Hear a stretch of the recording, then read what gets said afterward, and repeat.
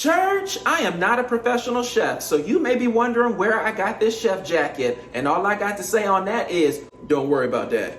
Now, I learned a long time ago that a man that does not cooketh does not eateth. That's in the Bible somewhere. So welcome to Not a Chef. Simple recipes, simple preparations, maximum flavor. And today I'm making one of my favorite recipes, fall off the bone chicken thighs. Let's get into it. For this recipe, you'll need bone-in chicken thighs because the chicken needs something to fall off of, y'all. In all-purpose seasoning, I'm using Montreal chicken because I love the flavor, but feel free to use any sort of all-purpose seasoning that you have at home. I would just recommend you to look at the ingredients list and make sure that salt is not the #1 thing listed. If it is, that means that your all-purpose seasoning is more on the saltier side, so you'll just need to go a bit lighter in coverage than you see me doing in the video. You'll also want some smoked paprika, some vinegar or lemon juice, some water, and a good bowl. I've transferred our chicken thighs to a bowl, and I've also taken this opportunity to trim off the excess fat and the excess skin that you see here. I find that no matter where you get your chicken thighs from, whether it's a grocery store or a butcher, they always seem to have a bit more fat and a bit more skin than you actually want them to have. So I figure better to get all this crap out now than to have it end up in your arteries later. Washing your chicken is a completely optional step, but I grew up in a Black and Caribbean household, so it was law for us.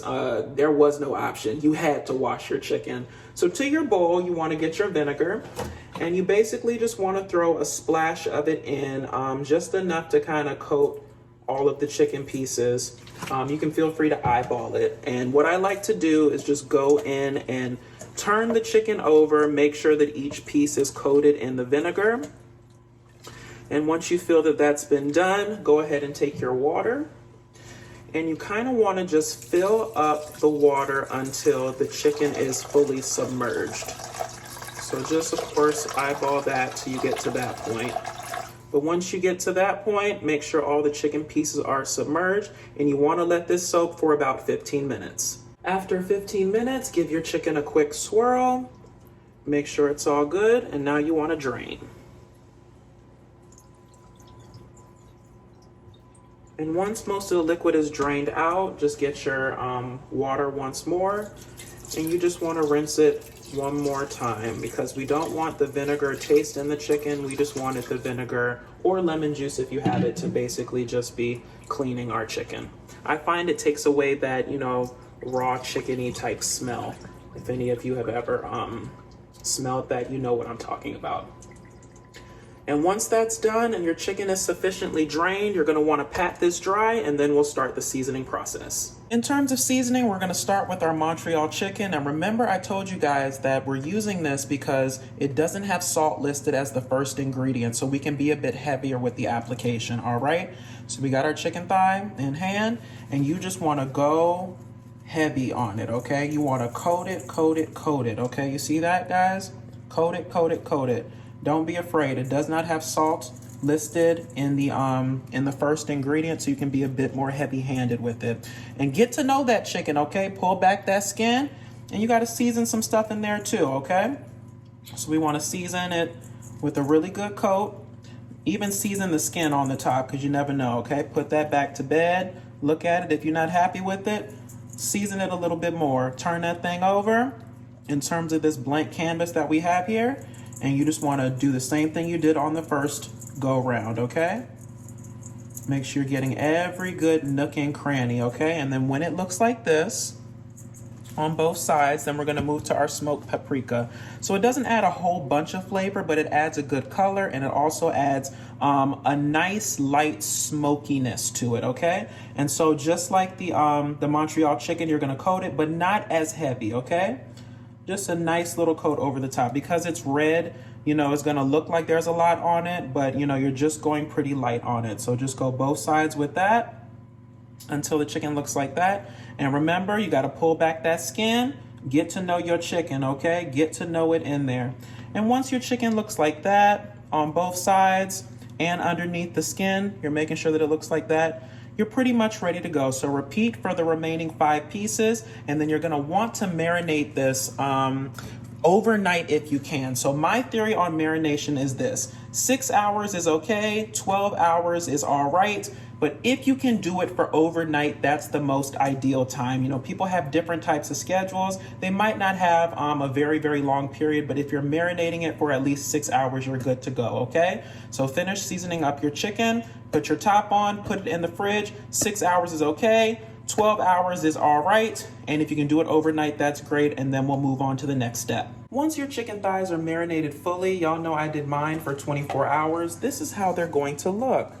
Look at all that deliciousness. I wish y'all had smell-o-vision. It smells really good up in here, okay?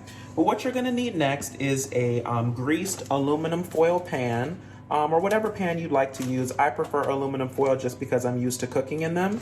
And I double aluminum foiled this up because I do not believe in a whole bunch of cleanup after cooking, all right? So as I said, it's greased just with a little bit of spray can of oil. And so what you'll want to do is take your chicken thighs and you're just gonna wanna stack them in. Okay, let me do it this way so it's easier for you guys to see. Stack them in like so. So they're kind of standing up on their sides.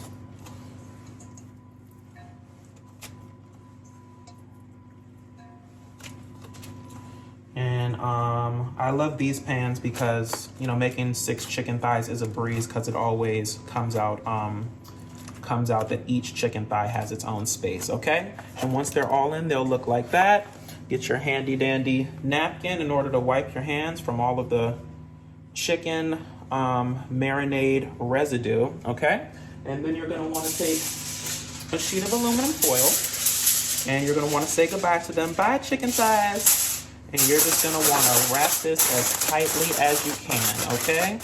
You wanna make sure that you're crimping the edges so that all of that goodness, all of that seasoning, all of that effort you put in stays inside.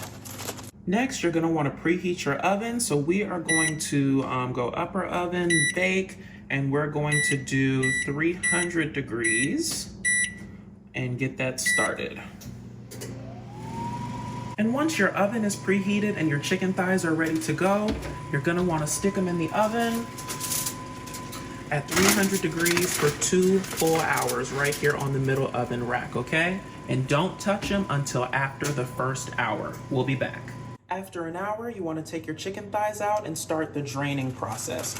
So when they cook, chicken thighs generate a lot of liquid, and what you really want to happen here is for the chicken thighs to slow cook. You don't want them to necessarily boil.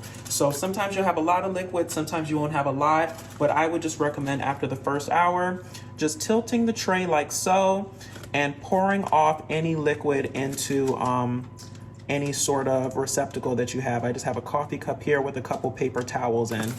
And you just want to make sure to get out all the liquid that you can. Let it drain, drain, drain, drain, drain. Because as I said, you want them to slow cook. You don't really want them to boil if there's a whole bunch of liquid. So it looks like we're doing good on the liquid front with this whole situation. Okay, so I'm gonna tilt this back down. I'm gonna get one of our handy dandy paper towels, wipe the edge, close it back, and put this back in the oven at 300 degrees for the last remaining hour. Now after 2 hours at 300 degrees, our chicken is done. So you just want to be a little bit careful. Aluminum doesn't retain heat as other, metals do. So you should be okay to handle it after you take it out the oven. So we just want to crack an angle as we did before. See some of that steam coming out, and there's much more liquid in here this time, y'all. So we are going to just get our, can we handle this? I think we can. Okay. All we want to do is take the chicken now, and we want to pour the rest of the liquid out now. Look at all of that. So that's what we want to take out. That's literally come just in the last hour of cooking. So you want to drain that out because you don't want that. Some people take this stuff and make gravy. Today I don't really feel like doing that, so we're just going to just drain it out. All right, and once it's sufficiently drained, let's check to see whether or not it's completely done. After draining, here's the finished product, y'all. Look at that. Beautiful. And after 2 hours at 300 degrees, it should definitely be cooked through. But if you're not sure, just invest in a meat thermometer. And with chicken, you want to make sure that it's done to 165 degrees. So we're just going to place it. I say take it and put it in the thickest piece that you can find and put it right in the center. And what we're reading here is 170 degrees. So we're good to go. Perfect, perfect, perfect. And here's our finished product after plating it up. Look at that. You got one already falling apart right there. I wish you guys had smell-o-vision, all right? And let's get into the taste here. We got our fork. Is it indeed fall off the bone? It is. Get you guys some right here. Yum, yum, yum. All right. Came out perfect. And that's all I got. So if you liked what I said and you liked what I did, please feel free to like, comment, and subscribe. Follow me on all social media at DatDamnDasher. And if you try this chicken thigh recipe at home, drop down in the comments and let me know how it turned out for you. I'll talk to y'all later. Bye.